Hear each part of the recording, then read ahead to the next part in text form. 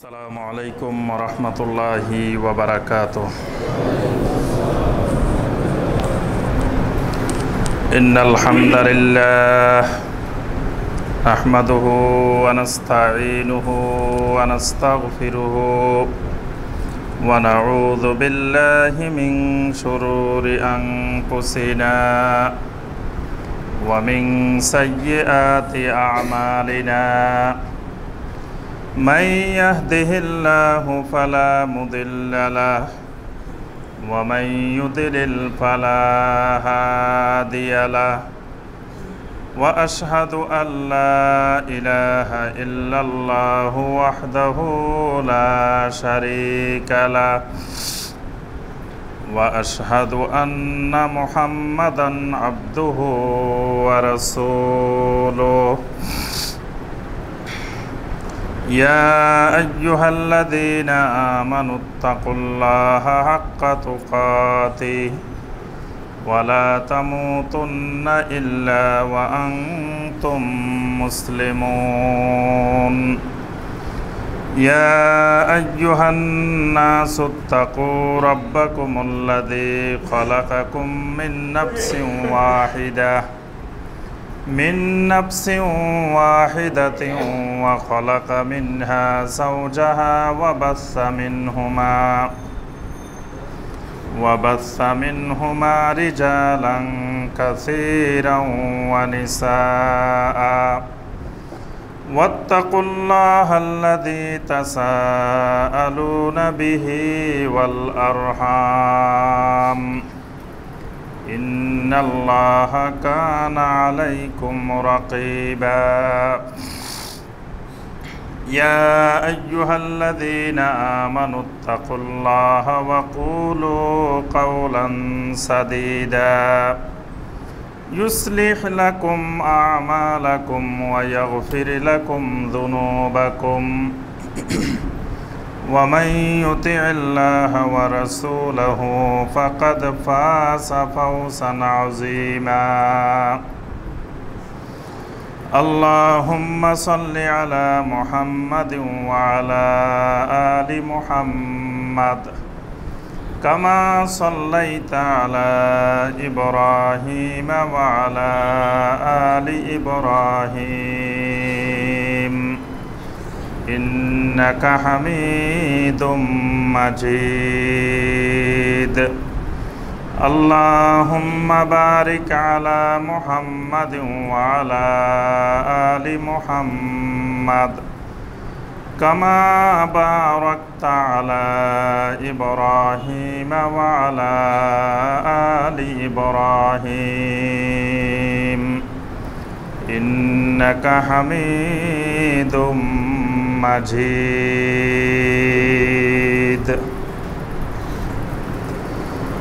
সম্মানিত ওলামায়ে কেরাম, সম্মানিত দিনদার মুসলিম ভাই এবং বোনেরা,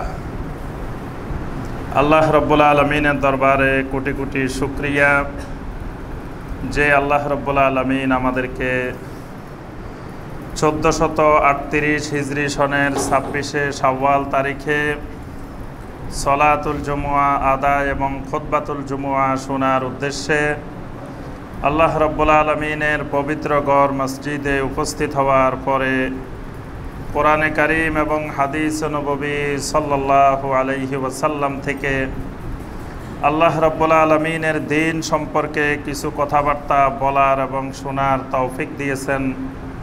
সেই রব্বুল আলমিনের শুকর আদায় করি, সকলে বলি আলহামদুলিল্লাহ।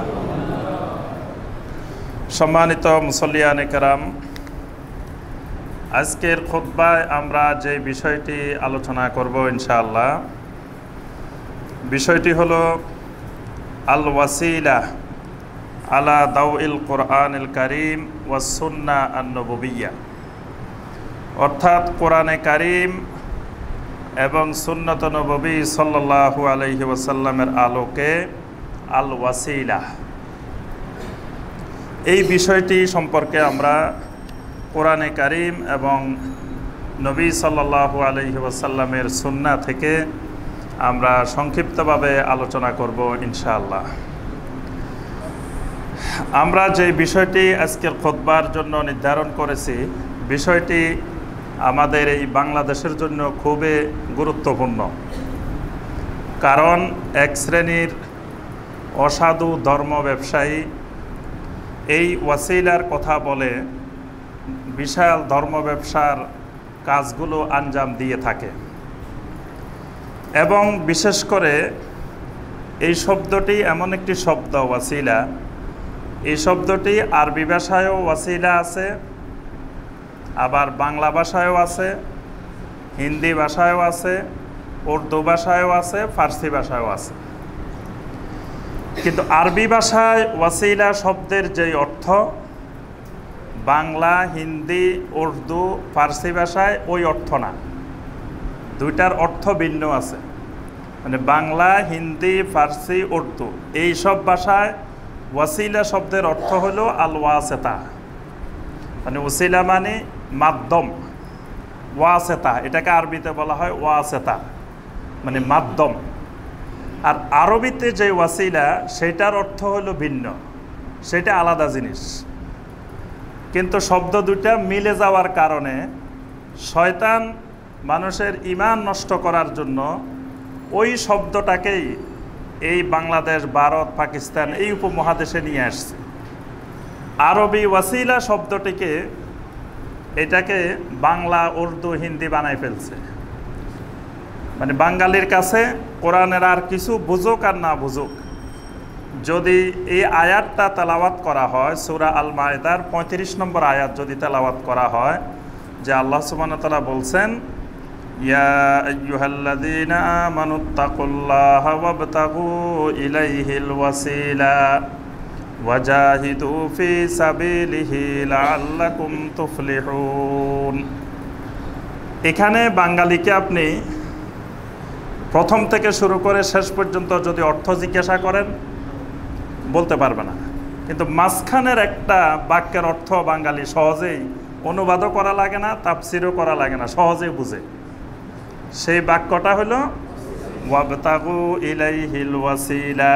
এই যে কোরআনে কারিমের আল ওয়াসিলা শব্দটি আসছে, এই শব্দটি বললে বাঙালি মনে করে যে আল্লাহ পাক এখানে মধ্যস্থতাকারী একটা মাধ্যমকে ধরতে বলছেন, মাধ্যম গ্রহণ করতে বলছেন। এটা বাঙালির ব্যাখ্যাও লাগে না, তাফসিরও লাগে না, কিছুই লাগে না। বাঙালি মনে করে কোরআনের সব আরবি, এই শব্দটা বাংলা। যেমন ওই যে সৌদি আরব গিয়ে বলছে যে আম্মা এখানে সব আরবি কথা বলে, শুধু আজানটা বাংলায় হয়। সৌদি আরবে আসি দেখি সব আরবি, কিন্তু আজান আমাদের বাংলাদেশে যেটা ওই বাংলায় এখানে আজান দেয় সৌদি আরবে। তো কোরআনের সব আরবি, কিন্তু এখান দিয়ে আল্লাহ পাক একটু বাংলা বলছেন। এজন্য বাঙালি ওয়াবতাগু ইলাইহিল ওয়াসিলা বললেই এই ওয়াসিলা বাংলা ওয়াসিলা বুঝে ফেলে। কিন্তু মনে রাখতে হবে আল্লাহ সুবহানাহু ওয়া তাআলা কোরআনে কারীম নাজিল করেছেন কোন ভাষায়? আরবি ভাষায়। তাহলে এই আল ওয়াসিলা এটা বাংলা ওয়াসিলা না, এটা আরবি আল ওয়াসিলা। তাহলে আরবি ওয়াসিলাকে আরবি দিয়ে বুঝতে হবে। বাংলা ওসিলা এক জিনিস, আরবি ওসিলা আরেক জিনিস। বাংলা ওসিলা হলো মাধ্যম, এটাকে আরবিতে কি বলা হয়? ওয়াসেতা। এটা মনে রাখবেন, বাংলা যেটা উসিলা এটার আরবি হলো ওয়াসেতা। আল্লাহ পাক বলছেন কুনতুম খায়রা উম্মাতিন, না অন্য আয়াতে বলছেন ওয়াকাযালিকা জাআলনাকুম উম্মাতান ওয়াসাতা, যে তোমাদেরকে আমি উম্মত ওয়াসাত বানিয়েছি, মানে মধ্যমপন্থী, মধ্যপন্থার উম্মত বানিয়েছি। এই ওয়াসাত থেকে ওয়াসেতা, ওয়াসেতা মানে মাধ্যম। আর আরবিতে যে আল ওয়াসিলা, এই ওয়াসিলার অর্থ হলো আল কোরবা। ওয়াসিলার অর্থ হলো নৈকট্য। মানে কোরআনের যে আল ওয়াসিলা, আরবি যে আল ওয়াসিলা, এটার বাংলা অর্থ হলো কি, সবাই বুঝেন নাই? নৈকট্য। এটা মনে রাখবেন যে আল ওয়াসিলার এই আয়াতে, সূরা আল মায়েদার 35 নম্বর আয়াতে আল ওয়াসিলা শব্দের বাংলা হলো নৈকট্য। আচ্ছা, এখানে আমরা প্রথমে বলবো যে আল্লাহ সুবহানাহু ওয়া তাআলা এই আয়াতটিতে কি বলেছেন, এটা সঠিক অর্থ এবং ব্যাখ্যা কি। এরপরে আসবো এটার বিকৃত অর্থ, বিকৃত ব্যাখ্যা কি। এরপরে আমরা এই আয়াতের তাফসির অন্য আয়াতে দেখব। মুফাসসিরিন ইকরামের তাফসিরে দেখব, হাদিসে দেখব। এটাই হলো আমাদের আজকের খুতবার আলোচ্য বিষয়। প্রথমে আসি আমরা আল্লাহ সুবহানাহু ওয়া তাআলা এই সূরা আল মায়েদার 35 নম্বর আয়াতে আমাদেরকে কি বলতে চাচ্ছেন, এই আয়াতটির অর্থ কি, ব্যাখ্যা কি। আল্লাহ সুবহানাহু ওয়া তাআলা এখানে পৃথিবীর প্রত্যেক মানুষকে 4টি জিনিসের মাধ্যমে, 4টি আমলের মাধ্যমে সফলতা অনুসন্ধান করার জন্য নির্দেশ দিয়েছেন। তাহলে একজন মানুষ পৃথিবীতে সফল হতে হলে কয়টি জিনিস লাগবে? 4টি জিনিস। এই জন্য আল্লাহ সুবহানাহু ওয়া তাআলা এখানে 4টি জিনিসের নির্দেশ দিয়েছেন। তো এই 4টি জিনিস পৃথিবীর কোনো মানুষের কাছে পাওয়া গেলে সেই মানুষটি হবে লাআল্লাকুম তুফলিহুন, সেই মানুষটি হবে সফল মানুষ। সুবহানাল্লাহ। তাহলে 1 নম্বর কি জিনিসটি লাগবে? ইয়া আইয়ুহাল্লাযীনা আমানু। 1 নম্বর কি লাগবে? ঈমান লাগবে। পৃথিবীর কোনো মানুষ সব আছে তার মধ্যে ভালো কাজ আছে, সত্য কথা বলে, মানুষকে ঠকায় না, মানুষকে গালি দেয় না, মানুষকে কষ্ট দেয় না, মানুষের উপকার করে, কত অনেক কাজ করে, অনেক খেদমত করে, কিন্তু ঈমানটা নাই। তাহলে এই মানুষটা যত কিছুই করুক, কিন্তু এই মানুষটা লাআল্লাকুম তুফলিহুন হবে না, এই মানুষটা সফল হবে না। সফল হতে হলে 1 নম্বর যে জিনিস লাগবে সেটি হলো ঈমান। তাও যে সেই ঈমান না, ঈমানটা হতে হবে বিশুদ্ধ ঈমান, শিরক মুক্ত ঈমান, তাওহীদ ভিত্তিক ঈমান, শিরক মুক্ত তাওহীদের উপরে প্রতিষ্ঠিত ঈমান। এরকম ঈমান হলো 1 নম্বর শর্ত সফলতার জন্য। 2 নম্বর শর্ত হলো ইত্তাকুল্লাহ। ইত্তাকুল্লাহ, আল্লাহ সুবহানাহু ওয়া তাআলার তাকওয়া, এটা লাগবে। ইত্তাকুল্লাহ বলতে একজন মানুষের উপরে, একজন মুমিনের উপরে ঈমান আনার পরে যতগুলো ফরজ এবং ওয়াজিব কাজ আছে এবং যতগুলো হারাম কাজ তার উপরে বিরত থাকা ফরজ করা হয়েছে, এই ফরজ ওয়াজিব পালন করা এবং হারাম থেকে বিরত থাকা, এটার নাম হলো তাকওয়াল্লাহ। এবং এটা এত গুরুত্বপূর্ণ যে নবী সাল্লাল্লাহু আলাইহি সাল্লাম যখনই কোনো খুতবা দিতেন, যে কোনো খুতবাতুল হাজা, জুমার খুতবা, ঈদের খুতবা বা যে কোনো সময় নবী সাল্লাল্লাহু আলাইহি সাল্লাম যখন খুতবা দেওয়ার জন্য কোনো একটি প্রয়োজনকে সামনে রেখে, হাজাতকে সামনে রেখে যখনই নবী সাল্লাল্লাহু আলাইহি সাল্লাম খুতবা দিতে দাঁড়াইতেন, তখন নবী সাল্লাল্লাহু আলাইহি সাল্লাম এই ইত্তাকুল্লাহর 4টা আয়াত তেলাওয়াত করতেন। এই আয়াত তেলাওয়াত করা কিয়ামত পর্যন্ত উম্মতের উপরে সুন্নাহ। কিন্তু আজকে উম্মতরা এই আয়াত তেলাওয়াত করে না খুতবার মধ্যে। এটা খুতবাতুল হাজার সুন্নাহ। 4টি আয়াত তেলাওয়াত করে খুতবা শুরু করতে হবে। ইয়া আইয়ুহাল্লাযীনা আমানুত্তাকুল্লাহা হাক্কা তুকাতি ওয়া লা তামুতুন্না ইল্লা ওয়া আনতুম মুসলিমুন। এটা হলো একটা। আরেকটা হলো ইয়া আইয়ুহান নাসুত্তাকু রাব্বাকুমুল্লাযী খালাকাকুম মিন নাফসিন ওয়াহিদা। এটা হলো আরেকটা। আর 2টা হলো ইয়া আইয়ুহাল্লাযীনা আমানুত্তাকুল্লাহা ওয়া কুলু কাওলান সাদীদা। দেখেন সব জায়গায় কিন্তু ইত্তাকুল্লাহ আছে, ইয়া আইয়ুহাল্লাযীনা আমানুত্তাকুল্লাহ। আরেকটাতে আছে ইয়া আইয়ুহান নাসুত্তাকু রাব্বাকুম। এই তাকওয়াল্লাহ, তাকওয়ার রব, এটি এত গুরুত্বপূর্ণ যে নবী সাল্লাল্লাহু আলাইহি ওয়াসাল্লাম কোনো খুতবায়, কোনো খুতবাতুল হাজায় এই আয়াতগুলো বাদ দিতেন না।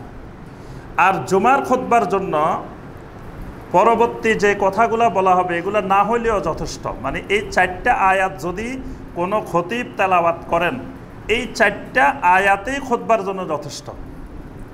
মানে আজকে মুসল্লিরা যারা এখানে আসবেন মসজিদে, তাদেরকে যদি শুধু তাকওয়ার নসিহত শুনাই বিদায় দেওয়া হয় তো এটাই খুতবা। এটার থেকে বড় খুতবা জমিনে আর নাই। এজন্য খুতবার প্রথম অংশটি বেশি গুরুত্বপূর্ণ, যেখানে তাকওয়ার আয়াতগুলো তেলাওয়াত করা হয়। পরের অংশ এত গুরুত্বপূর্ণ না, কারণ পরের অংশের নসিহতটা আমরা খতিবের দৃষ্টিতে করি। খতিবের দৃষ্টিতে যে নসিহত, এই নসিহতে ভুলও হইতে পারে, শুদ্ধ হইতে পারে। এই নসিহতের মধ্যে উপকারিতা থাকতেও পারে, মানুষের হেদায়েত নাও থাকতে পারে। কিন্তু প্রথম অংশের যেই নসিহত, যে আয়াতগুলো তাকওয়ার তেলাওয়াত, এটা নবী সাল্লাল্লাহু আলাইহি সাল্লামের নসিহত। এজন্য সেটার মধ্যে 100% নিশ্চিত হেদায়েত আছে। সুবহানাল্লাহ। তো এই জন্য আমরা যেটি বলতেছিলাম যে সফলতার জন্য মানুষের 2 নম্বর জিনিস লাগবে কি? তাকওয়াল্লাহ। 1 নম্বর বিশুদ্ধ ঈমান, 2 নম্বর তাকওয়াল্লাহ।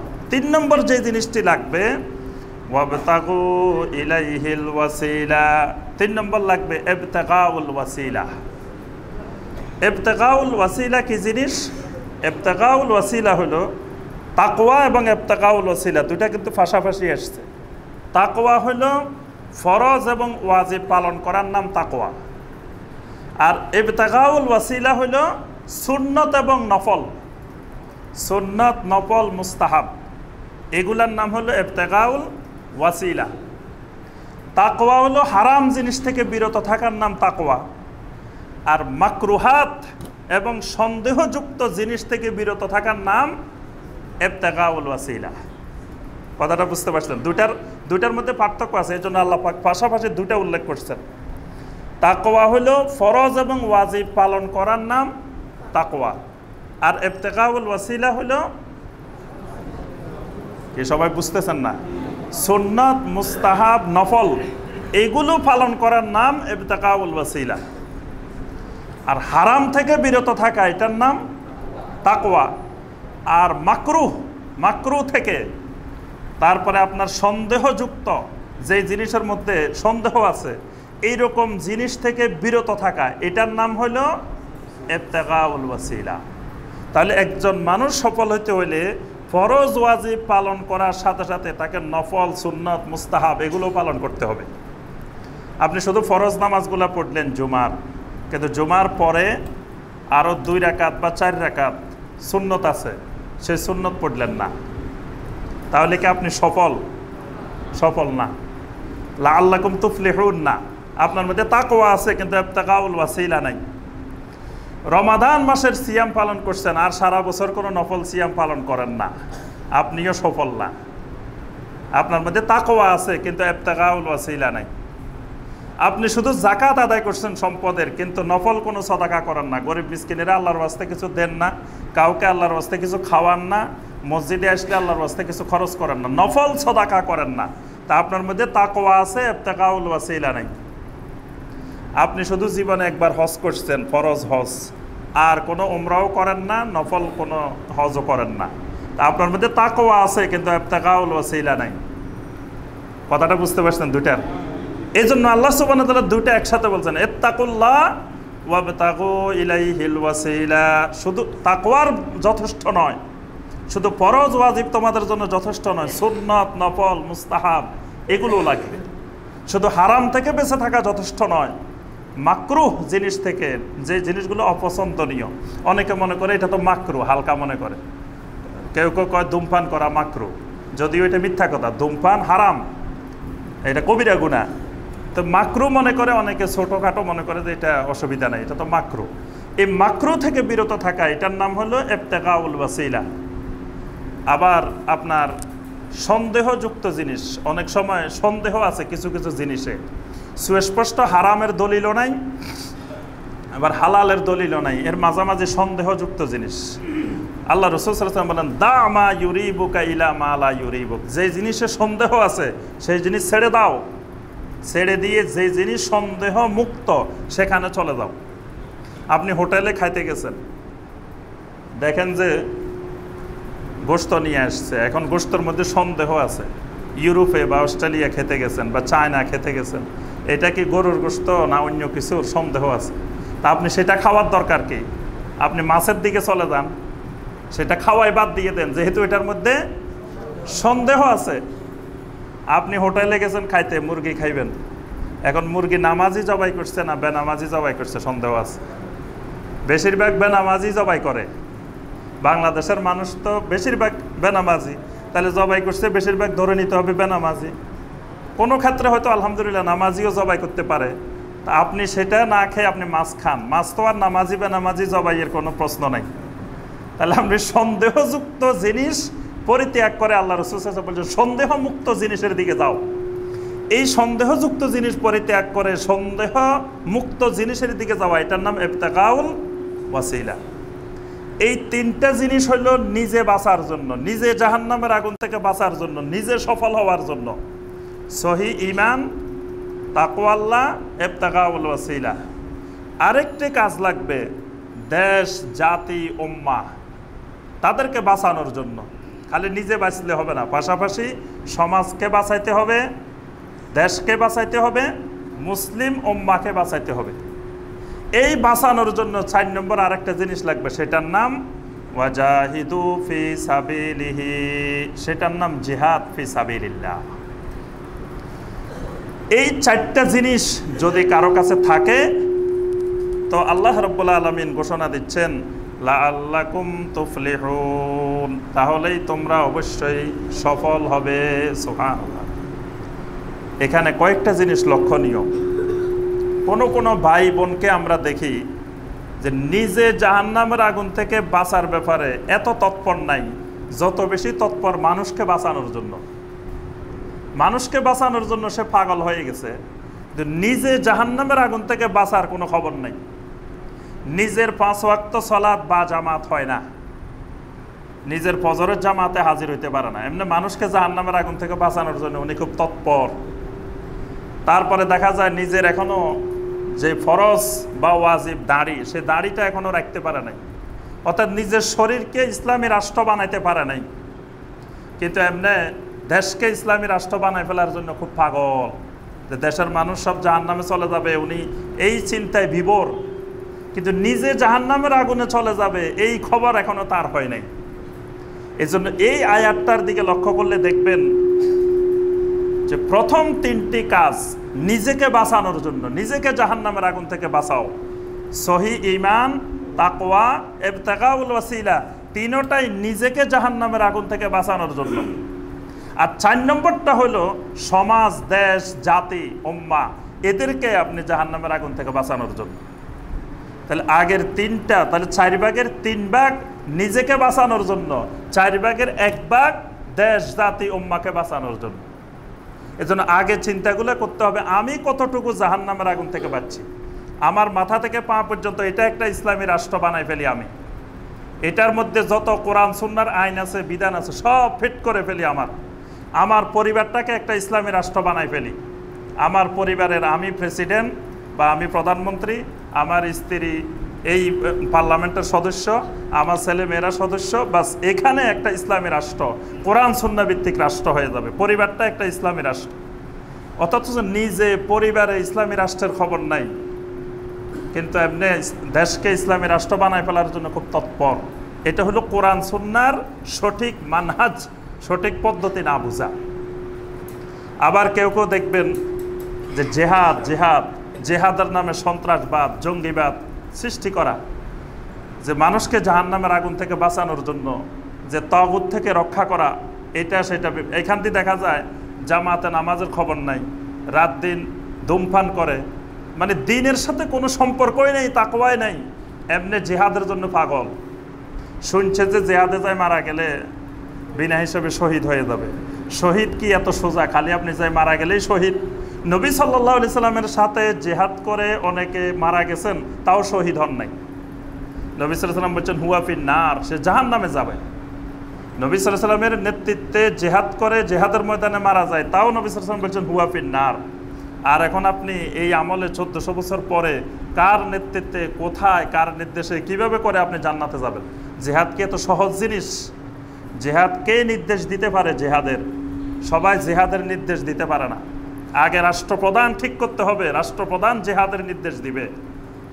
যে সেই লোক জিহাদের নির্দেশ দিলে সেখানে যাই আপনি মারা গেলে শহীদ হবেন না। জিহাদের আরো অনেকগুলো বিধিবিধান আছে, শর্ত আছে, সেইগুলো আগে জ্ঞান অর্জন করতে হবে, তারপরে আপনি জিহাদের কথা বলবেন। এখানে লক্ষ্য করলে আয়াতটাতে আমরা আরো অনেক কিছু শিক্ষণীয় বিষয় আছে। তা আল্লাহ পাক বলছেন, আচ্ছা মাইকটা একটু ঠিক করার কেউ নাই নাকি? তো এই 4টা জিনিস যদি ঠিক করা যায় তাহলে আল্লাহ পাক বলছেন লাআল্লাকুম তুফলিহুন, আশা করা যায় তোমরা সফল হবে। এটা হলো এই আয়াতে কারিমার মূল ব্যাখ্যা। এবার আসি আমরা এই আয়াতের বিকৃত ব্যাখ্যা। বিকৃত ব্যাখ্যা হলো যে এই আয়াতে কারিমাটার মধ্যে আল্লাহ পাক 3 নম্বর যেই গুণাবলীটার কথা বলছেন সেটা হলো ওয়াবতাগু ইলাইহিল ওয়াসিলা, যে তোমরা ওয়াসিলা, আল্লাহর কাছে ওয়াসিলা অনুসন্ধান করো। শয়তান চিন্তা করলো যে এই জাতিকে, বিশেষ করে ভারতীয় উপমহাদেশের এই জাতিগুলোকে শিরকের দিকে নেওয়ার জন্য, ঈমান হারা করার জন্য এখানে বড় একটি কৌশল, বড় একটি হিকমত কাজে লাগানো যায়। কারণ এই শব্দটা পাকিস্তানে উর্দু ভাষায়ও আছে, ভারতেও আছে, বাংলাদেশেও আছে, বাংলায়ও আছে, উসিলা। তাহলে কোরআনের এই শব্দটাকে প্রয়োগ করে সহজেই কোটি কোটি মানুষের ঈমান নষ্ট করা যায়। শয়তান কিন্তু যে সে জ্ঞানী না, শয়তান অনেক বড় জ্ঞানী এবং সূক্ষ্ম জ্ঞানী। সেই বুঝে যে কম পরিশ্রম করে লাভ বেশি কিভাবে। আমরা হইলাম স্থূল জ্ঞানের অধিকারী, মোটা জ্ঞানের অধিকারী, সূক্ষ্ম জ্ঞান খুব কম। কিন্তু শয়তানের হলো সূক্ষ্ম জ্ঞান, পরিশ্রম করবে কম, কাজ হবে বেশি। এজন্য শয়তান বেহুদা সময় নষ্ট করে না। এজন্য শয়তান একটা পয়েন্টে কাজ করে কোটি কোটি মানুষকে ঈমান হারা করতে পারে।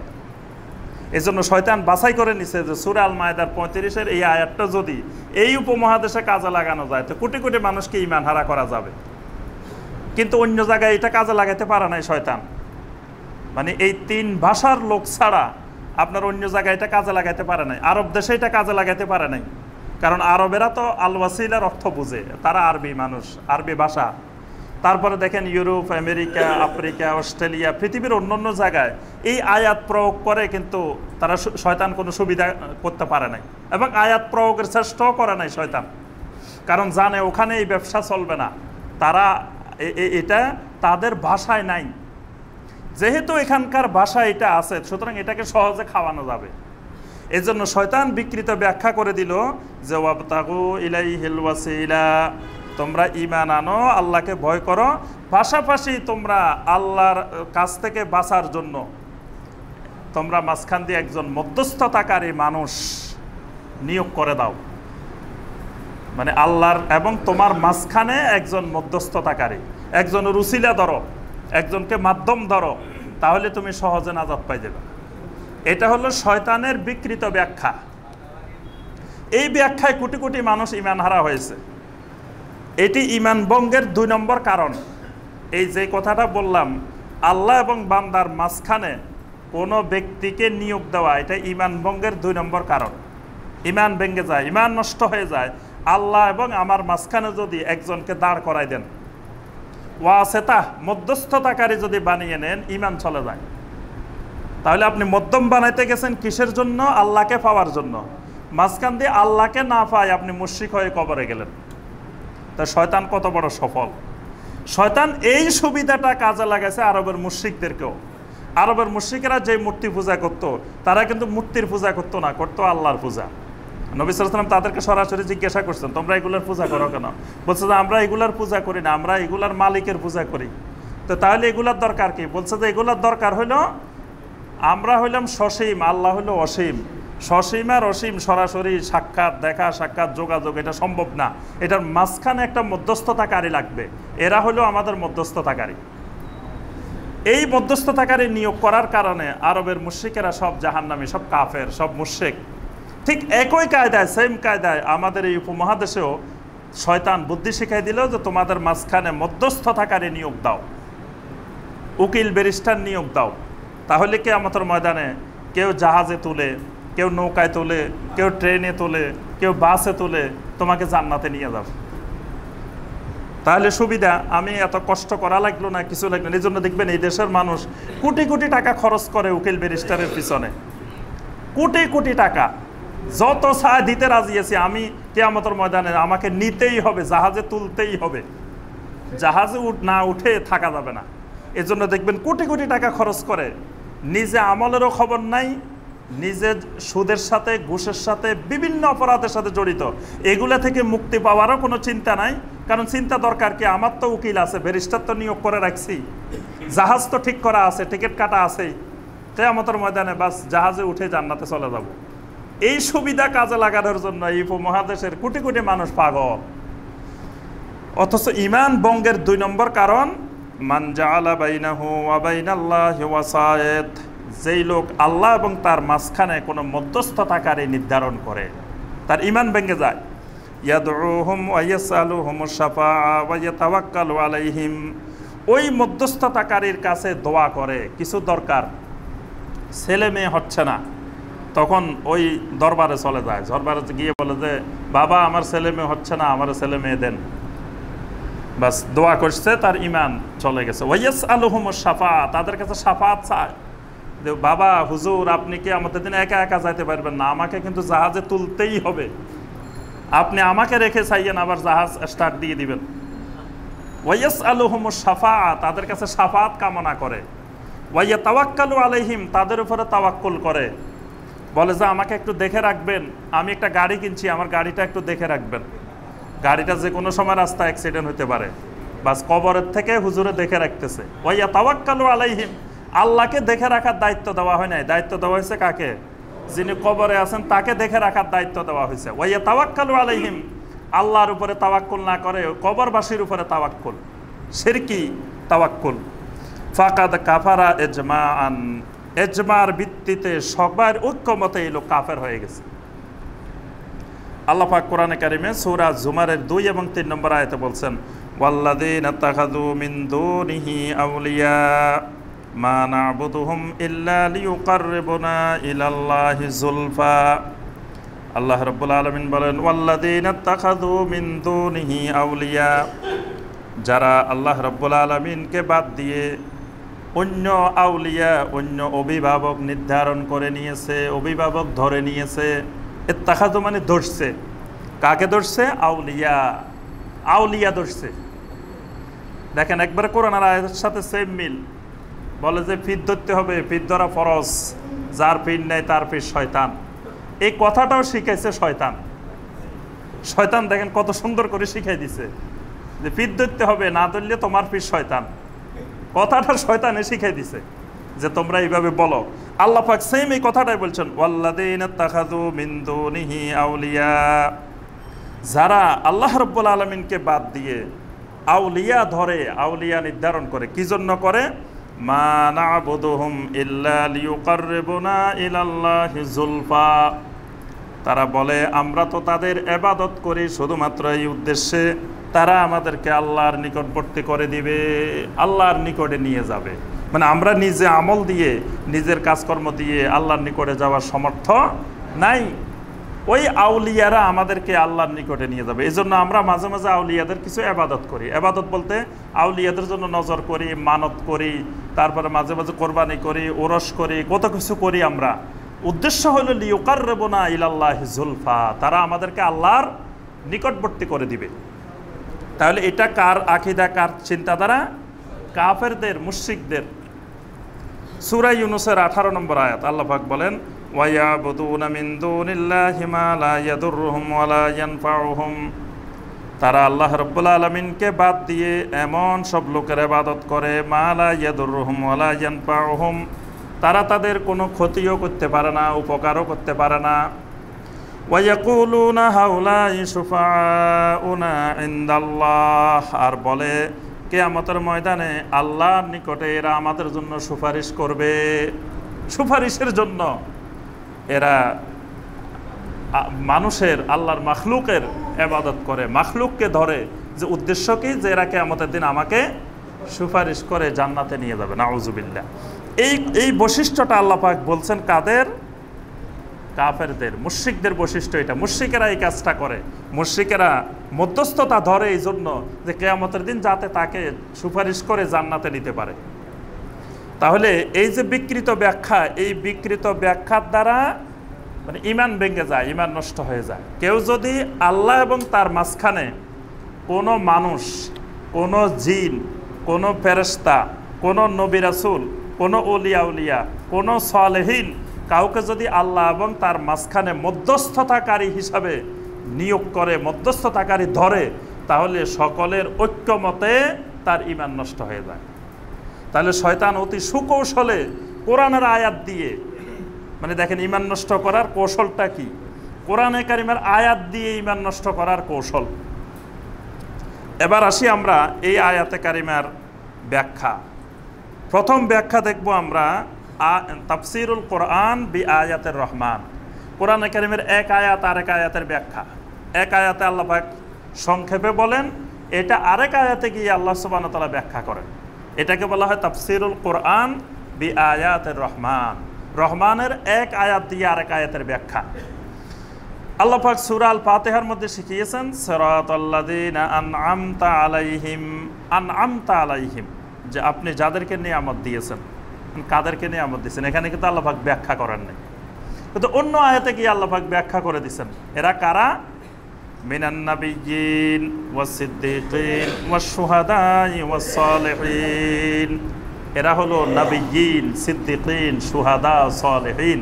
এই মানুষগুলো হলো আনআমাল্লাহু আলাইহিম, আল্লাহ পাক এদের উপরে নিয়ামত দিয়েছেন, এরাই নিয়ামত প্রাপ্ত মানুষ। এরকম অসংখ্য আয়াত দেখবেন যে এক আয়াতে আল্লাহ পাক সংক্ষিপ্তভাবে বলছেন, আরেক আয়াতে গিয়ে আল্লাহ পাক ওইটার ব্যাখ্যা দিয়েছেন। তো এখানে আল্লাহ সুবহানাহু ওয়া তাআলা ওয়াসিলাটা সংক্ষেপে বলছেন, ওয়াবতাগু ইলাইহিল ওয়াসিলা, ওয়াসিলার কোনো ব্যাখ্যা দেন নাই।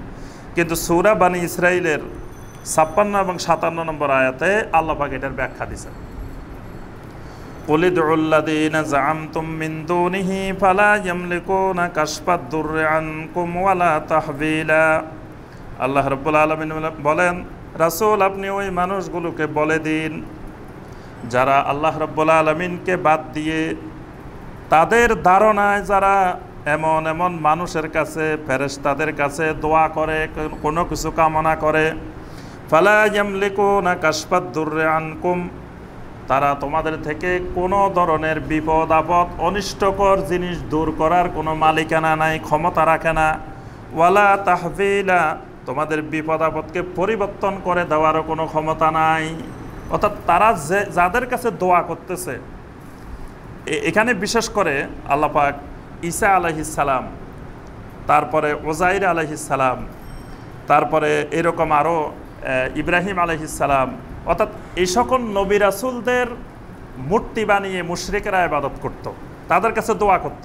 তা আল্লাহ রাসূল সাল্লাল্লাহু আলাইহি ওয়াসাল্লাম জিজ্ঞাসা করার পরে তারা বলতেছে, আমরা কি কোনো খারাপ মানুষের কাছে করতেছি?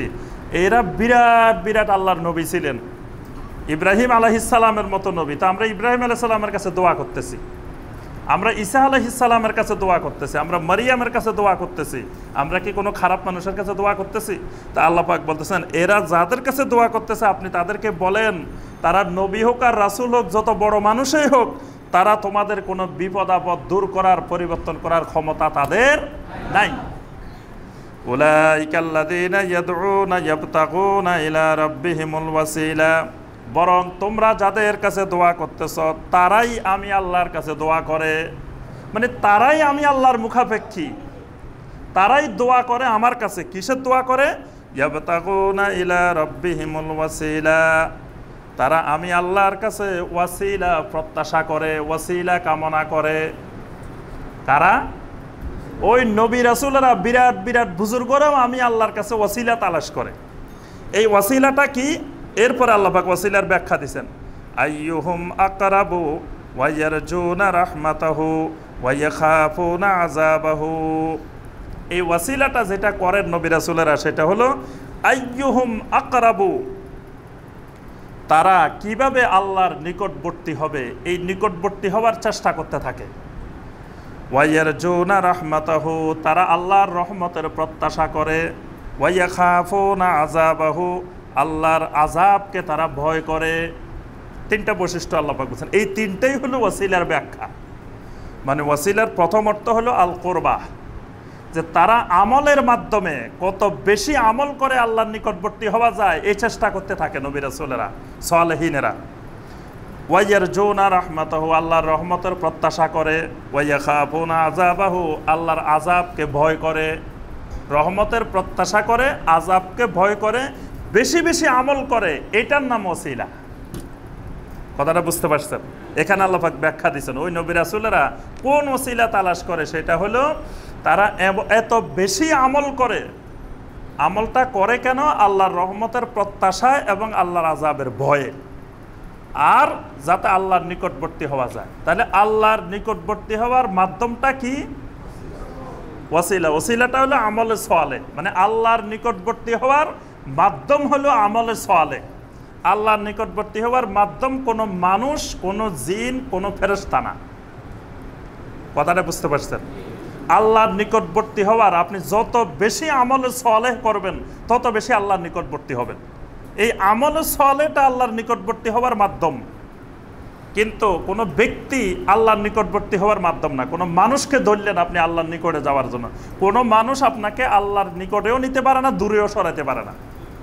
বরং মানুষের কাছে যাবেন এই জন্য যে আপনি আল্লাহর নিকটবর্তী হবেন আমলে সওয়ালের মাধ্যমে। আমলে সওয়ালে শেখার জন্য ওলামায়ে কেরামের কাছে যাবেন, কারণ আমলে সওয়ালে তো আপনি নিজে নিজে বুঝবেন না।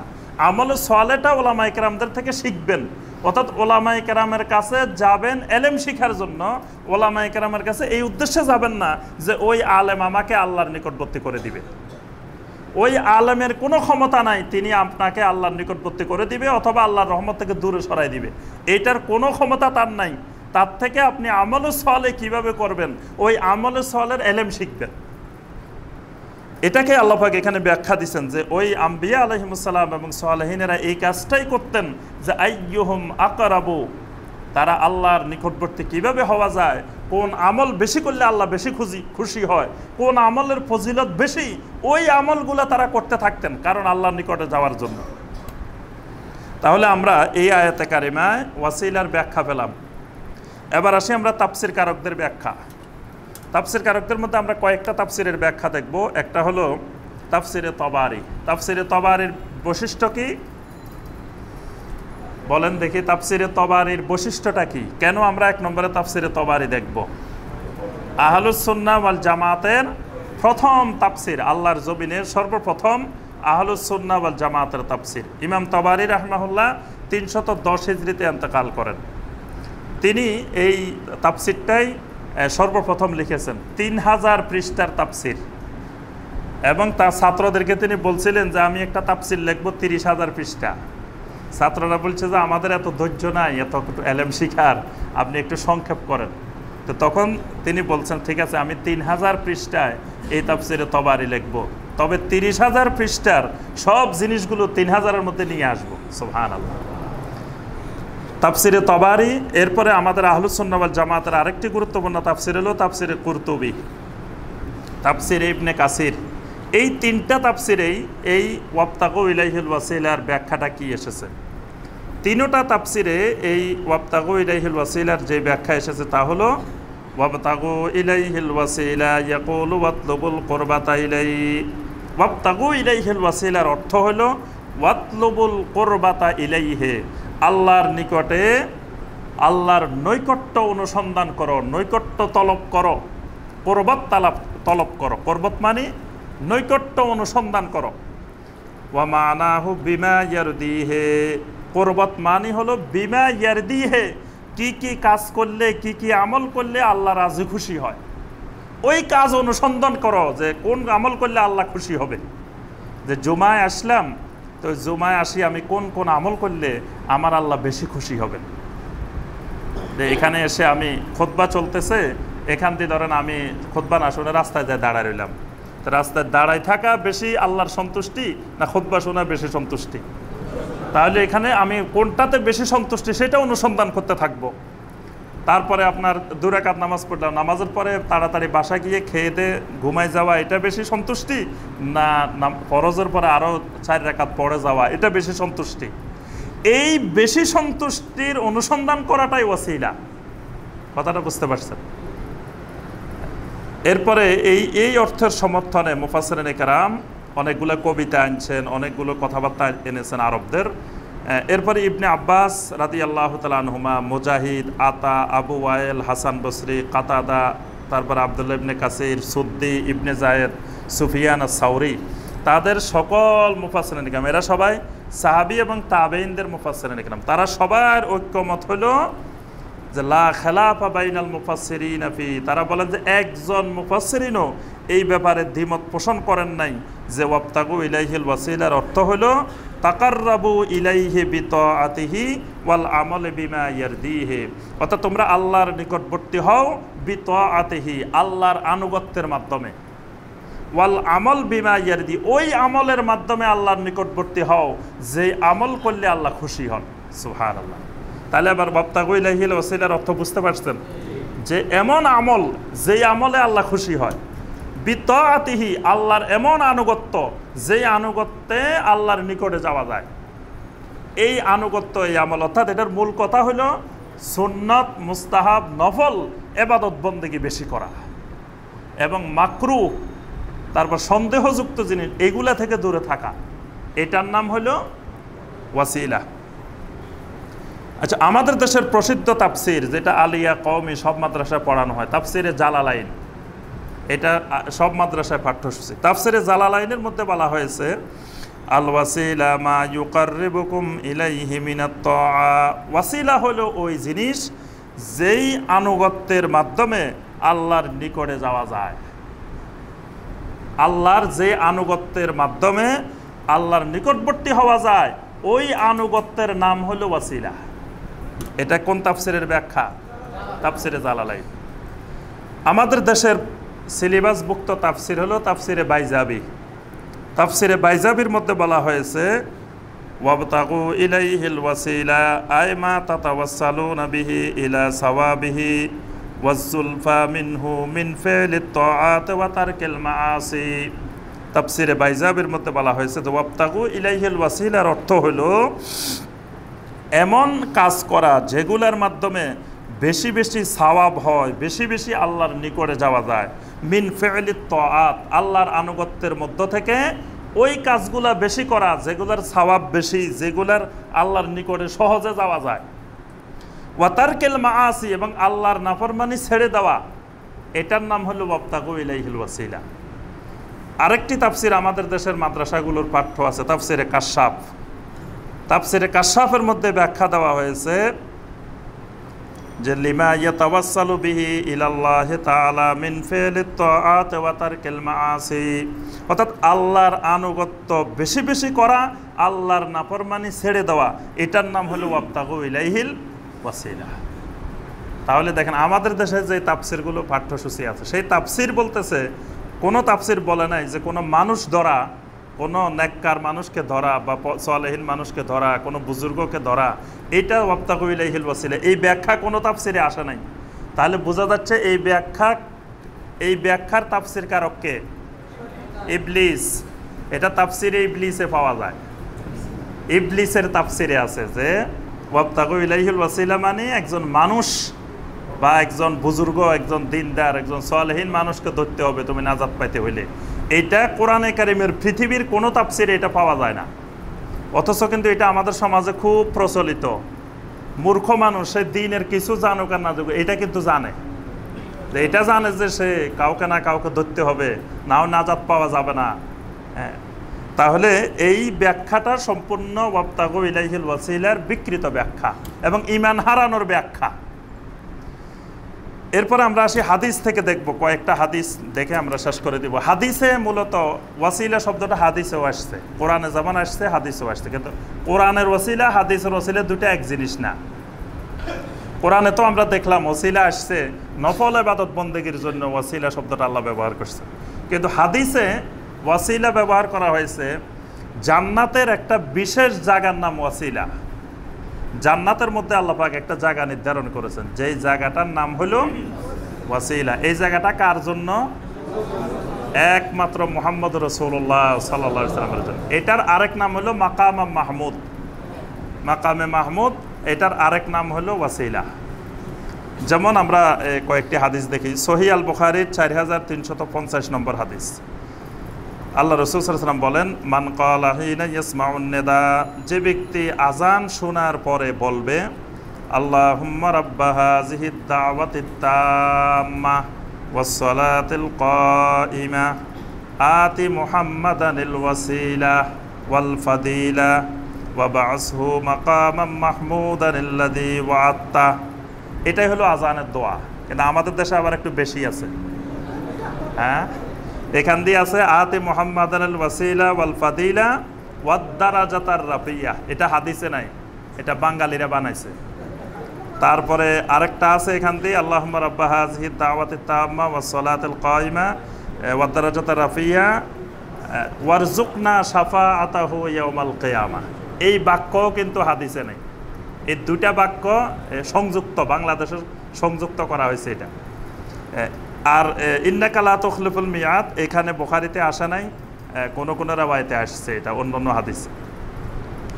তো এই দোয়াটা যারা করবে, নবী সাল্লাল্লাহু আলাইহি ওয়াসাল্লাম বলছেন ইল্লা হাল্লাত লাহু শাফা ইয়াউমাল কিয়ামা, কিয়ামতের দিন তার জন্য শাফাআত হালাল হয়ে যায়। সুবহানাল্লাহ। নবী সাল্লাল্লাহু আলাইহি ওয়াসাল্লাম কোনো হাদিসে বলেন নাই যে আমি তোমার জন্য সুপারিশ করব, এই কথা বলেন নাই, কারণ সুপারিশের মালিক কে? আল্লাহ সুবহানাহু ওয়া তাআলা। তো রাসূল কেমনে বলবেন যে আমি তোমার জন্য শাফাআত করব? সাসারেও কিন্তু এই কথা বলেন নাই। আমরা ওয়াজ শুনতাম ছোটবেলা থেকে যে সাসাকে যাই বলছে যে সাসা আবু তালেবকে যে আপনি লা ইলাহা ইল্লাল্লাহ বলেন, কিয়ামতের দিন আমি আপনার জন্য সুপারিশ করব। নবী সাল্লাল্লাহু আলাইহি ওয়াসাল্লাম এই কথা বলেন নাই। নবী সাল্লাল্লাহু আলাইহি ওয়াসাল্লাম বলছেন কুল লা ইলাহা ইল্লাল্লাহ উহাজ্জুকা বিহি ইয়াউমাল কিয়ামা, কিয়ামতের দিন আল্লাহর সামনে আপনার এই লা ইলাহা ইল্লাল্লাহকে আমি হুজ্জাত হিসাবে পেশ করব, দলিল হিসাবে পেশ করব যে আপনি লা ইলাহা ইল্লাল্লাহ বলছেন। বলেন না যে আমি আপনারা সুপারিশ করে জান্নাতে নিয়ে যাব, কারণ রাসূল কি সুপারিশের মালিক নাকি? মালিক কে? ওয়ালিল্লাহিশ শাফাআতু জামিআ, সমস্ত শাফাআতের মালিক আল্লাহ। আল্লাহ বলছেন যে বিন্দুমাত্র শাফাআতের মালিকও কাউকে দেওয়া হয় নাই, কোনো নবী রাসূলকে দেওয়া হয় নাই। শাফাআতের মালিক একমাত্র আল্লাহ। কিন্তু আমাদের দেশের অনেক মুসলিম বিশ্বাস করে শাফাআতের মালিক রাসূল সাল্লাল্লাহু আলাইহি ওয়াসাল্লাম। অনেকে হজে যায়, মদিনা যায়, রাসূলের কাছে দোয়া করে যে রাসূল আপনি কিয়ামতের দিন আমার জন্য একটু সুপারিশ করবেন। এই দোয়া বাংলাদেশের মনে হয় ৯৯% হাজিয়ে করে, মদিনা যায় শিরক করে আসে, হজে যায় তাওহীদ শিখতে যায়, তাওহীদের ট্রেনিংয়ে, হজের ট্রেনিংয়ে শিরকের ট্রেনিং নিয়ে আসে অনেক বাংলাদেশি দেখবেন যে। তাহলে শাফাআতের মালিক আল্লাহ সুবহানাহু ওয়া তাআলা। এই জন্য নবী সাল্লাল্লাহু আলাইহি ওয়াসাল্লামের কাছে শাফাআত চাওয়া এটা শিরক। শাফাআত চাইতে হবে আল্লাহ সুবহানাহু ওয়া তাআলার কাছে। আল্লাহর কাছে বলা যাবে যে আল্লাহ কিয়ামতের দিন আমাকে নবী সাল্লাল্লাহু আলাইহি ওয়াসাল্লামের শাফাআত আপনি দান করবেন। নবী সাল্লাল্লাহু আলাইহি ওয়াসাল্লামের শাফাআত চাইবেন, কিন্তু চাইবেন কার কাছে? আল্লাহর কাছে, রাসূলের কাছে না। কারণ আল্লাহ সুবহানাহু ওয়া তাআলা নির্ধারণ করবেন কে শাফাআত পাবেন আর কে পাবেন না, এটা রাসূল নির্ধারণ করবেন না। এই জন্য নবী সাল্লাল্লাহু আলাইহি ওয়াসাল্লামের যতগুলো হাদিস আছে দেখবেন যে কোনো হাদিসে রাসূল কাউকে বলেন নাই যে আমি তোমার জন্য সুপারিশ করব। এই দেখেন এখানে স্পষ্ট বলছেন ইল্লা হাল্লাত লাহু শাফা, তার জন্য শাফাআত হালাল হয়ে যায় যে এটা বলবে। আচ্ছা এখানে দেখেন এই দোয়াটার মধ্যে আছে আতি মুহাম্মাদানিল ওয়াসিলা, যে আমরা দোয়া করতেছি আল্লাহ মুহাম্মদ সাল্লাল্লাহু আলাইহি ওয়াসাল্লামকে আপনি ওয়াসিলা দান করেন। এই ওয়াসিলা মানে জান্নাতের একটা, এটা হলো ওয়াহিয়া মানজালাতুন ফিল জান্নাহ, এটা হলো জান্নাতের একটা জায়গার নাম। মানজালাতু রাসূলিল্লাহি সাল্লাল্লাহু আলাইহি ওয়াসাল্লাম ওয়াহিয়া আকরাবু আমকানাতিল জান্নাহ ইলাল আরশ। তাফসীর ইবনে কাসিরে বলতেছেন যে এটা আল্লাহর আরশের একেবারে নিকটবর্তী একটা স্থানের নাম। সুবহানাল্লাহ। মানে আমরা যারা জান্নাতে যাব, কি আপনারা জান্নাতে যাবেন? ইনশাআল্লাহ আমরা সবাই ইনশাআল্লাহ জান্নাতে যাওয়ার আশা পোষণ করি। তো আমরা কিন্তু জান্নাতে গেলেও একটু দূরে থাকব। আমরা যতই জান্নাতে যাই আল্লাহর আরশের নিকটে জান্নাতে যেতে পারবো না। আল্লাহ সুবহানাহু ওয়া তাআলার আরশের একেবারে নিকটে যে জান্নাতটা, যে জায়গাটা, এইটার নাম হলো ওয়াসিলা। এই ওয়াসিলা মানজালাতু রাসূলিল্লাহি সাল্লাল্লাহু আলাইহি ওয়াসাল্লাম, এখানে থাকবেন রাসূলুল্লাহ সাল্লাল্লাহু আলাইহি ওয়াসাল্লাম। সহিহ মুসলিমের 577 নম্বর হাদিস। এখানে নবী সাল্লাল্লাহু আলাইহি ওয়াসাল্লাম বলেন ইজা সামিতুমুল মুয়াজ্জিন ফাকুলু মিসলা মা ইয়াকুল, যখন মুয়াজ্জিন আযান দেয় মুয়াজ্জিন যা বলবে তোমরাও তাই বলবে। কিন্তু আমাদের দেশে দেখা যায় কয়েক জায়গায় গন্ডগোল আছে। মুয়াজ্জিন বলে আশহাদু আন্না মুহাম্মাদার রাসূলুল্লাহ, যারা শুনে তারা কি বলে? এটা নবী সাল্লাল্লাহু আলাইহি ওয়াসাল্লামের সুন্নতের খেলাফ। আপনিও বলবেন আশহাদু আন্না মুহাম্মাদার রাসূলুল্লাহ। অনেকে এখানে মনে করে যে রাসূলের নাম শুনছে আবার দরুদ বলে নাই, এটা তো খুব রাসূলের সাথে বেয়াদবি হয়ে গেছে না? রাসূল মুহাম্মদের সাথে রাসূলুল্লাহ বলা এটা সবচেয়ে বড় দরুদ, এটা দরুদেরও দরুদ। কথাটা বুঝতে পারছেন? মানে আপনি তো শুধু আশহাদু আন্না মুহাম্মাদান খালি মুহাম্মদ বলেন নাই, মুহাম্মদের সাথে কি বলছেন? রাসূলুল্লাহ। আপনি নবী সাল্লাল্লাহু আলাইহি ওয়াসাল্লামকে মুহাম্মদকে আল্লাহর রাসূল হিসাবে স্বীকৃতি দিলেন, এটা তো দরুদেরও দরুদ। মানে এটা হলো আসল ঈমান। আপনি রাসূলুল্লাহর উপরে বিশ্বাস করলেন না, এমনি মুহাম্মদকে খুব মহব্বত করেন, ঈমান হবে? এই মহব্বত তো আবু তালেব করছে। আবু তালেব তো বাতিজাকে এত মহব্বত করছে, কিন্তু রাসূলুল্লাহর উপরে ঈমান আনা নাই। বাতিজা যে ভালো মানুষ, বাতিজার মতো মানুষ পৃথিবীতে হয় না, এটা আবু তালেব ভালোভাবে ঈমান আনছে, কিন্তু বাতিজাকে রাসূলুল্লাহ স্বীকৃতি দেয় নাই। মরার সময় বলছে আনা আলা মিল্লাতে আব্দুল মুত্তালিব, মিল্লাতে রাসূলিল্লাহ বলে নাই। এই রাসূলিল্লাহ না বলার কারণে সে কাফের হয়ে মারা গেছে। তাহলে আমি আপনি রাসূলকে অনেক মহব্বত করলাম, কিন্তু রাসূলুল্লাহ স্বীকৃতি দিলাম না, তাহলে কি ঈমান হবে? তাহলে আশহাদু আন্না মুহাম্মাদার রাসূলুল্লাহ বলাটাই দরুদ হয়ে গেছে, আর আপনি দরুদ বলার এখানে দরকার নেই। আর নবী সাল্লাল্লাহু আলাইহি ওয়াসাল্লাম স্পষ্ট বলে দিয়েছেন ফাকুলু মিসলামা ইয়াকুল, ওই মুয়াজ্জিন সাহেব যা বলবেন তুমিও তাই বলবে। তো মুয়াজ্জিন সাহেব কি বলছে? আশহাদু আন্না মুহাম্মাদার রাসূলুল্লাহ সাল্লাল্লাহু আলাইহি ওয়াসাল্লাম। মুয়াজ্জিন সাহেব বলছে, মুয়াজ্জিন সাহেব যদি আজানের মধ্যে বলে মুয়াজ্জিন সাহেবের আজান হবে? তো মুয়াজ্জিন সাহেব না বললে আমিও আপনিও বলা যাবে না। হাইয়া আলাস সালাহ হাইয়া আলাল ফালাহ বললে লা হাওলা ওয়ালা, এটা নবী সাল্লাল্লাহু আলাইহি ওয়াসাল্লাম আলাদা করে দিয়েছেন, বলে দিয়েছেন যে এই দুইটার ক্ষেত্রে এটা বলবে। আচ্ছা, আসসালাতু খায়রুম মিনান নাওম বললে কি বলবেন? এটা আমাদের দেশে আরেকটা আছে, সাদ্দাকতা ওয়া বারারতা ওয়া বিল হাক্কে নাতাকতা। এটা নবী সাল্লাল্লাহু আলাইহি ওয়াসাল্লাম শিখান নাই। নবী সাল্লাল্লাহু আলাইহি ওয়াসাল্লাম বলছেন ফাকুলু মিসলামা ইয়াকুল। মুয়াজ্জিন বলছে আসসালাতু খায়রুম মিনান নাওম, আপনিও বলবেন আসসালাতু খায়রুম মিনান নাওম। সুম্মা সাল্লু আলাইয়া, যখন আজানটা শেষ হবে তারপরে আবার প্রাণ ভরে আমার উপরে দরুদ পড়ো। দরুদটা পড়তে হবে কোন জায়গায়? আজান শেষ হওয়ার পরে, লা ইলাহা ইল্লাল্লাহর পরে, কিন্তু এই জায়গায় পড়ে না। এই জায়গায় লা ইলাহা ইল্লাল্লাহ শেষ হলে মাত্র আল্লাহুম্মা রাব্বা হাযিহি দাওয়াতিত তাম্মা। যেখানে দরুদ পড়ার দরকার নবী সাল্লাল্লাহু আলাইহি ওয়াসাল্লাম নির্দেশ দিয়েছেন সুম্মা সাল্লু আলাইয়া, আজান শেষ হলে আমার উপরে দরুদ পড়ো। আবার কেউ কেউ আছে ওই আজানের সাথে, আজানের আগে, মানে আজান শুরু হয় নাই এখনো, আসসালাতু ওয়াসসালামু আলাইকা ইয়া রাসূলুল্লাহ, আসসালাতু ওয়াসসালামু আলাইকা ইয়া হাবিবাল্লাহ, শুনছেন না অনেক জায়গায়? এটা আরেক গুনার কাজ। নবী সাল্লাল্লাহু আলাইহি ওয়াসাল্লাম আজানের আগে দরুদ পড়তে বলেন নাই, আজানের পরে দরুদ পড়তে বলছেন। তা আপনি রাসূল থেকে বেশি বুঝলে এটা গুনার কাজ। এজন্য নবী সাল্লাল্লাহু আলাইহি ওয়াসাল্লাম বলতেছেন সুম্মা সাল্লু আলাইয়া, আজান শেষ হলে আমার উপরে দরুদ পড়ো।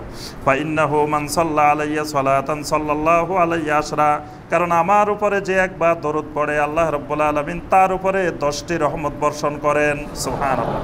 সুম্মা সালু লিয়াল ওয়াসিলা, এরপরে আমার জন্য ওয়াসিলার জন্য দোয়া করো। ওয়াসিলার দোয়া করো, ওয়াসিলার দোয়া করো মানে আল্লাহুম্মা রাব্বা হাযিহি দাওয়াতিত তাম্মা, এই দোয়াটা পড়ো। ফা ইন্নাহা মানজিলাতুন ফিল জান্নাহ, কারণ এটা জান্নাতের ভিতরে একটা জায়গার নাম। লা তামবাগি ইল্লা লিআবদিন মিন ইবাদিল্লাহ, এখানে আল্লাহর বান্দাদের মধ্য থেকে একজন বান্দার জন্য আল্লাহ এটা বানিয়েছেন। ওয়া আরজু আন আকুনা আনা হুয়া, আমি আশা করি আমি হব সেই আল্লাহর বান্দা। সুবহানাল্লাহ। নবী সাল্লাল্লাহু আলাইহি ওয়াসাল্লাম বলেন না যে আমি এটার মালিক, এই কথা কিন্তু বলেন না, বলছে আমি আশা করি যে আমি সেই বান্দা হব। ফামান সাআলালিয়াল ওয়াসিলা হাল্লাত আলাইহি শাফা, যে ব্যক্তি আমার জন্য ওই ওয়াসিলার দোয়া করবে তার জন্য আমার শাফাআত হালাল হয়ে যাবে। সুবহানাল্লাহ। যে আমার জন্য এরকম দোয়া করবে তার জন্য শাফাআত হালাল হয়ে যাবে। তাহলে এখানে আমরা স্পষ্ট নবী সাল্লাল্লাহু আলাইহি ওয়াসাল্লামের হাদিসে পেলাম, সহিহ মুসলিমের হাদিসে, যে জান্নাতের ওই জায়গাটার নাম হলো ওয়াসিলা। আলী রাদিয়াল্লাহু তাআলা আনহু মিম্বারে দাঁড়ায় খুতবার মধ্যে একদিন বলতেছেন, ইয়া আইয়ুহান নাস, হে দুনিয়ার মানুষেরা শোনো আমার থেকে। কুফার মিম্বারে দাঁড়িয়ে বলছেন, এটা ইবনে আবি হাতেমের মধ্যে এটা আসার হিসাবে আসছে, মানে একজন তাবেই বর্ণনা করছেন, তাবেই আলীর খুতবা শুনছেন, ওই আলী রাদিয়াল্লাহু তাআলার খুতবাটার বর্ণনা দিচ্ছেন। যে আলী রাদিয়াল্লাহু তাআলা খুতবার মধ্যে বলতেছেন যে জান্নাতের মধ্যে দুইটা জায়গা আছে, ইহদাহুমা বাইদা ওয়াল উখরা সফরা, একটা জায়গা আছে একেবারে শুভ্র সাদা, আর একটা জায়গা আছে হলুদ। তো যেটা হলুদ সফরা, যেটা ফা ইন্নাহা ইলা বাতনানিল আরশে, এটা একেবারে আরশের সাথে লাগানো। ওয়াল মাকামুল মাহমুদ মিনাল লুলুয়াতিল বাইদা, আর এটাকে মাকামে মাহমুদও বলা হয়। এটার মধ্যে সাদা রঙের মুক্তা দিয়ে সাজানো হয়েছে। সুবহানাল্লাহ। এমনি জায়গাটা হলুদ, সফরা মানে পীতবর্ণের, কিন্তু এটাকে সাজানো হয়েছে সাদা মুক্তা দিয়ে। সাবউনা আলফা গোরফা, এর ভিতরে 70,000 কক্ষ আছে। সুবহানাল্লাহ। তাহলে বোঝা যায় ওয়াসিলা একবারে ছোট না, 70,000 রুম আছে এটার ভিতরে। কুল্লু বাইতিন মিনহা সালাসাতু আময়াল, আল্লাহু আকবার। এর এক একটা রুম 3 মাইল। কত বর্গ ফিটের দেখেন, কত স্কয়ার ফিটের রুম। আল্লাহু আকবার। এক এক রুম 3 মাইল, এরকম 70,000 রুম আছে। ওয়া গুরাফুহা ওয়া আবওয়াবুহা ওয়া উসরাতুহা ওয়া ইসমুহা আল ওয়াসিলা, এই জান্নাতের জায়গাটার নাম আলী রাদিয়াল্লাহু তাআলা বলতেছেন ওয়াসিলা। হিয়া আলী মুহাম্মাদিন সাল্লাল্লাহু আলাইহি ওয়াসাল্লাম ওয়া আহলে বাইতিহি, এই মানে বিশাল 70,000 রুমের যে ওয়াসিলা, এটার মধ্যে মুহাম্মদ সাল্লাল্লাহু আলাইহি ওয়াসাল্লাম এবং মুহাম্মদ সাল্লাল্লাহু আলাইহি ওয়াসাল্লামের আহলে বাইতেরা থাকবেন। সুবহানাল্লাহ। আর সফরা যেটা আরেকটা যেটার কথা বলছেন সেটার মধ্যে থাকবেন ইব্রাহিম আলাইহিস সালাম ও আহলে বাইতিহি, ইব্রাহিম আলাইহিস সালাম এবং ইব্রাহিম আলাইহিস সালামের আহলে বাইত। তাহলে এই আলী রাদিয়াল্লাহু তাআলার এই আসারটার মধ্যেও আমরা এই ওয়াসিলা সম্পর্কে কিছু বর্ণনা জানতে পারি। তবে এটাকে অনেক মুহাদ্দিসিন কেরাম বলছেন আসারুন গারিবুন আইদান, যে এই আসারটা শক্তিশালী না, মানে এটা একজন তাবেঈর বর্ণনা। তাবেঈর নাম হলো আলী ইবনে হুসাইন আল আজদি, তিনি বর্ণনা করছেন। এটাকে শক্তিশালী রেওয়ায়েত বলা হয় নাই। তো দুর্বল রেওয়ায়েত হইলেও মানে এখানে আমরা যেটি পাচ্ছি ওই যে ওসিলার কিছু বর্ণনা, যে ওসিলা যে একটা জান্নাতের জায়গা, এই সাপোর্টটা এখানে পাওয়া যাচ্ছে। তাহলে আমরা ওসিলা সম্পর্কে মোটামুটি প্রাথমিক কিছু ধারণা তো আমরা পেয়েছি, কোরআনের ওসিলা বলতে কি বোঝা যায়। সুতরাং শয়তান আবার যত চেষ্টাই করুক, ইনশাল্লাহ আমাদেরকে আর ওসিলা দিয়ে, ওয়াবতাগু ইলাইহিল ওসিলা দিয়ে আমাদের ঈমান নেওয়ার চেষ্টা শয়তান আর করতে পারবে না ইনশাআল্লাহ। এবং পৃথিবীর একজন মুসলিম ভাই বোনও যেন এই ওয়াবতাগু ইলাইহিল ওসিলার বিকৃত ব্যাখ্যায় যাতে ঈমান হারা না হন, আমরা পৃথিবীর সব ভাই বোনকে অনুরোধ করব যে ঈমান অনেক মূল্যবান জিনিস, এই মূল্যবান জিনিস আপনি হারাবেন না। এই ঈমান নিয়ে যদি কবরে যাইতে পারেন, আমল কম হলেও ইনশাল্লাহ জান্নাতে যাওয়ার আশা করা যাইতে পারে। কিন্তু আমল অনেক করছেন কিন্তু ঈমান নিয়ে যাইতে পারেন নাই, তাহলে তো আপনার আমল কোনো কাজে আসবে না। এই জন্য যাতে কেউ আপনাকে ওয়াবতাগু ইলাইহিল ওয়াসিলার কথা বলে আপনাকে ধোঁকায় ফেলতে না পারে, এই চেষ্টা করবেন। ইনশাল্লাহ আমরা আগামী খুতবায় বাঙালি ওসিলার আলোচনা করবো ইনশাল্লাহ। আজকে আলোচনা করছি কোরআনের ওসিলা। কোরআনের ওসিলা বলতে কি বোঝায়? আগামী খুতবা হবে যে বাংলাদেশের যে ওসিলা, এইটা কোন ক্ষেত্রে জায়েজ, কোন ক্ষেত্রে জায়েজ, বিশেষ করে দোয়ার ক্ষেত্রে কোন কোন জিনিসের উসিলা দেওয়া যাবে, কোন কোন জিনিসের উসিলা দেওয়া যাবে না। আল্লাহ সুবহানাহু ওয়া তাআলা আমাদের সবাইকে বিশুদ্ধ ঈমান আনার তৌফিক দান করুন। আল্লাহ পাক আমাদের সবাইকে মুত্তাকিন বানিয়ে দিন। সবাইকে আল্লাহ পাক ইবতিগাউল ওয়াসিলা আমাদেরকে নসিব করুন। আমিন ইয়া রাব্বাল আলামিন। সুবহানাকা আল্লাহুম্মা বিহামদিকা আশহাদু আল্লা ইলাহা ইল্লা আনতা আস্তাগফিরুকা ওয়া আতুবু ইলাইক।